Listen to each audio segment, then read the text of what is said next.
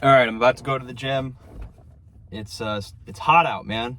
It's probably the last weekend where it's still going to be hot here in Seattle, but does everyone need a second job? Is that what it's come to now? I looked up the data and only 5% of people, like 5.2% of people I think, had a second job of people that are employed.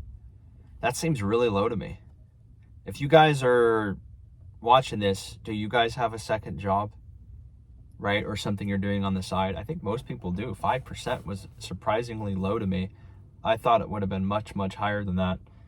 Now, that might mean 2 actual jobs, not like a side job and like something you just do on the weekends or something. It might mean like where you have 2 literal whatever you call it, W-2 jobs, or where you're officially on the government's taxation system, like twice. If you're just doing odd jobs or like carpentry on the side or dog watching or something, mowing people's lawns, something like that, that might not be accounted in their data. It probably isn't. But what do you guys, are you guys working more than one job? I would say that the true number is much higher than that. I don't think most people, if they just have one job anymore, are going to be able to really thrive in this world. They might be doing okay, might be able to pay for all their expenses, but if you're wanting to get ahead, the amount of people that make enough money on one job is a very small percentage of people. Even if it's 20% of people, 80% of people that work probably have to work somewhat of a second job, or at the very least are going to have to put in extra time to earn additional money. So seeing the number around 5% was pretty low in my opinion. I thought it was going to be a lot higher. They said during 2021, I think it got down to like 4.4%, so not a huge change. But now it's around 5.2 to like 5.3% for the amount of people that have a second job. And I think that's kind of the new world we're living in now. I think you're going to have multiple streams of income if you want to be doing all right in this economy, right? Having one income is just, the income's just not enough to pay for everything and the rising costs of every expense in your life, right? I mean, whether it's housing's the most obvious one, but food prices, just your everyday expenses, like I say in all my videos, food prices that have gone up over 100% in the last few years for many items,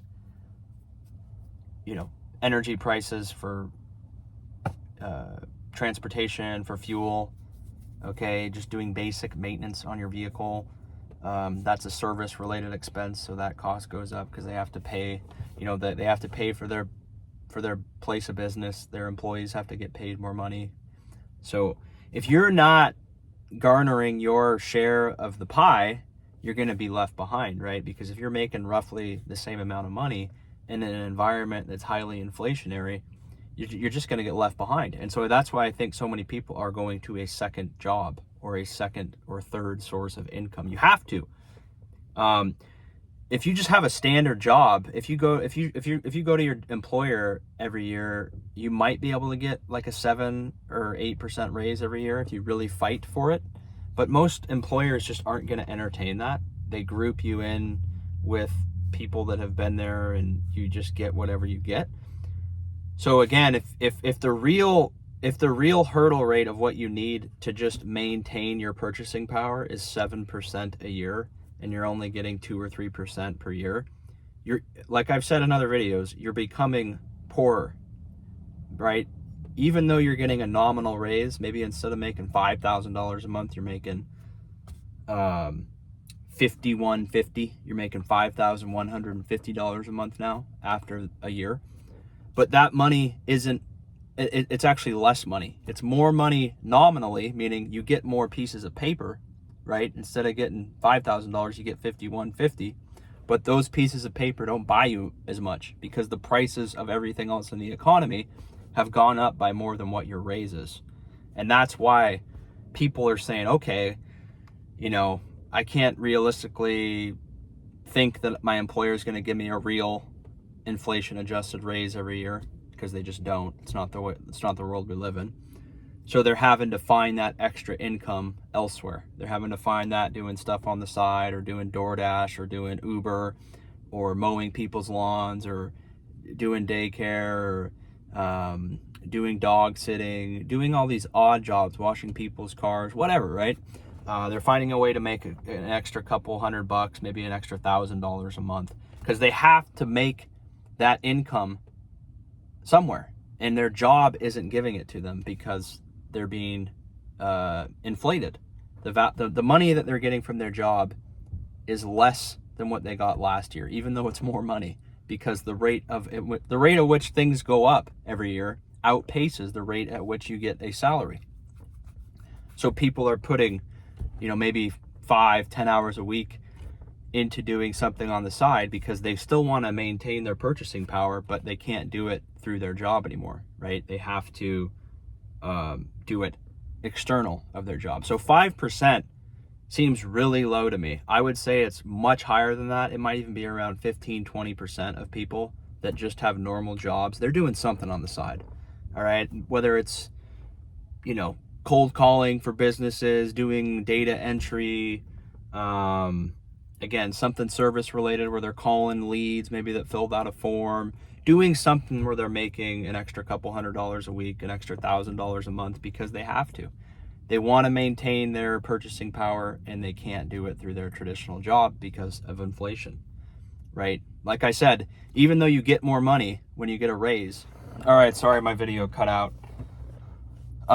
What I was saying is, if your rate of increase on your wages isn't more than inflation, you're going to be behind, right? So you have to find that income from somewhere else. You have to do a side job. You have to get more hours. You have to generate additional income to maintain your purchasing power. Your purchasing power is just like, hey, I have a standard of paying my rent, eating a certain type of diet, okay, and having expenses related to insurance and clothes and transportation. And if I'm not getting enough money from my job to pay for all of the increasing expenses that I have, then I have to find that income elsewhere. And so people are doing that. They're having to work a second job, a third job, do something on the side. I think the number is much higher than 5%. I think it's probably around 20% of people.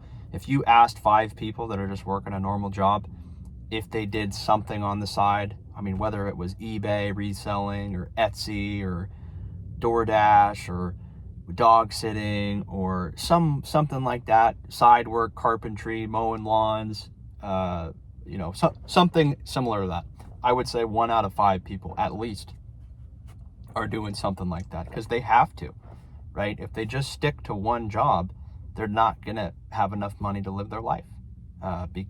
As I said, because things get more expensive, and the value that they get from their job, the money, is diminished, right? It doesn't go as far. So they have to find the extra dollars from a different job.